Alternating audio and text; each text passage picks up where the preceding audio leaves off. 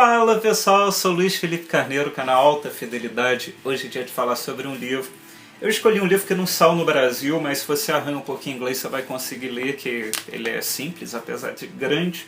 Eu estou falando de Yeah Yeah Yeah, é um livro do Bob Stanley.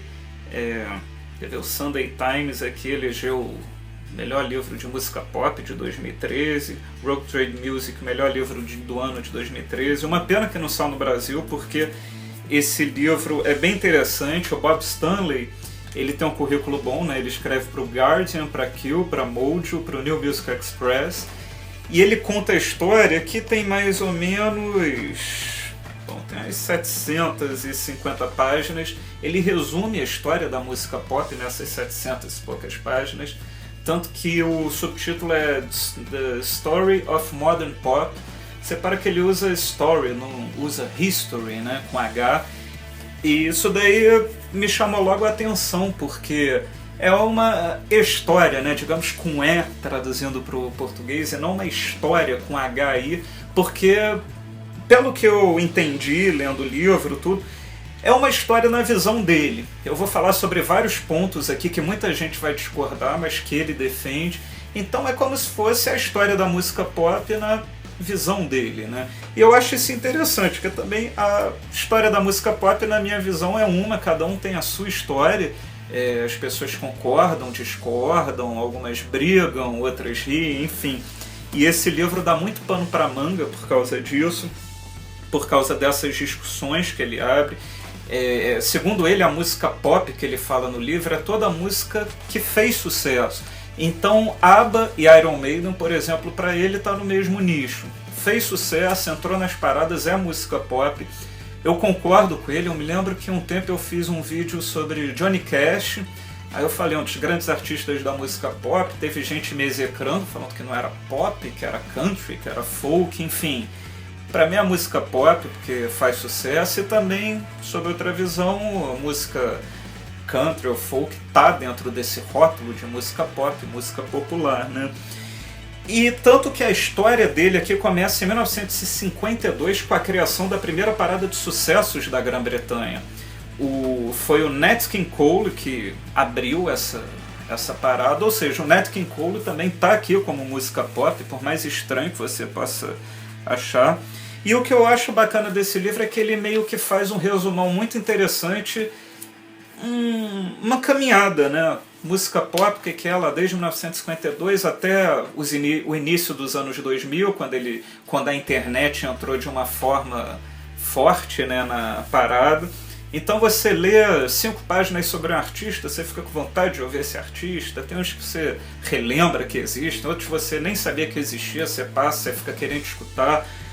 E a gente está numa época que tem livros de 500 páginas sobre um verso, uma música, um artista, uma era.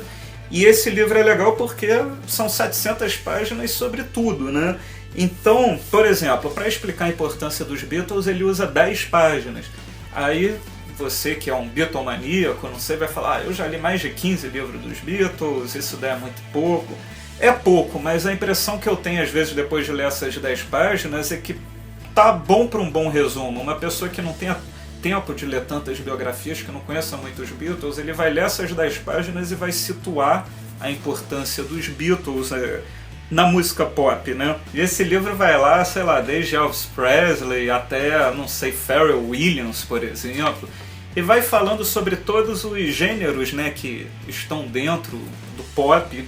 Por exemplo, vai falar de skiffle, que foi o gênero lá na Inglaterra que originou meio que bandas como os Beatles.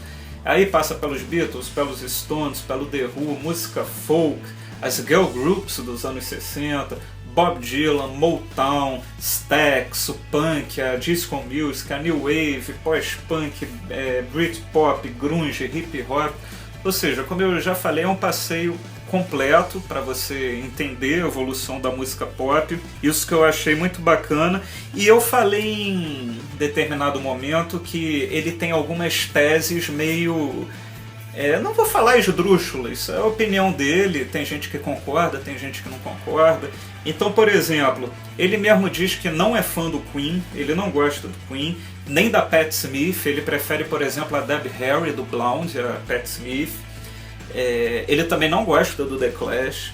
Por exemplo, ele prefere o Donovan ao Bob Dylan, isso fica claro na leitura. Ele critica o Velvet Underground, que é uma banda meio que todo mundo idolatra, né? Teve uma importância imensa até hoje. Ele diz também que acha a banda Sweet superior ao Led Zeppelin. E eu acho legal, porque quando ele defende a tese dele, ele não está desmerecendo o Led Zeppelin, ele está defendendo o ponto de vista lá. E é bacana porque ele foge um pouco desse senso comum que todo mundo fala e você começa a pensar, realmente, não vou dizer que eu comecei a achar o Sweet superior ao Led Zeppelin, mas você começa a ouvir o Sweet de outra forma, vamos ver, vamos entender o que ele está falando, né? E tem uma coisa muito legal que ele escreve no livro, que é uma tese, na verdade. Ele fala, nós temos que saber de onde a música veio para entender aonde ela está indo.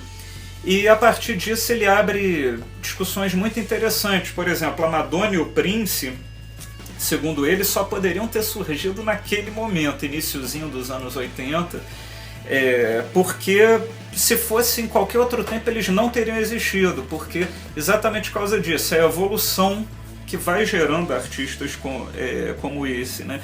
E ele também abre discussão acerca de como a música é ouvida hoje, né? O MP3, essa coisa que as pessoas não têm mais muita paciência para ouvir um disco inteiro, ouve uma música, descarta, ouve no celular com som ruim. Ele é um ardoroso fã do vinil, então ele defende mais uma vez aqui o ponto de vista dele. E é isso que eu tinha que falar sobre esse livro. Bob Stanley, Faber & Faber, editora, não só no Brasil. E o título, uma coisa que eu pensei agora, né? Basta você ouvir o dos Beatles que você já vai entender muita coisa da música pop. E se você também leu o do Bob Stanley, você também já vai entender muita coisa da música pop. Certamente você vai passar de repente vai ler sobre 50 páginas sobre a New Wave, vai ficar apaixonado e vai falar, pô, quero estudar mais sobre a New Wave, tudo.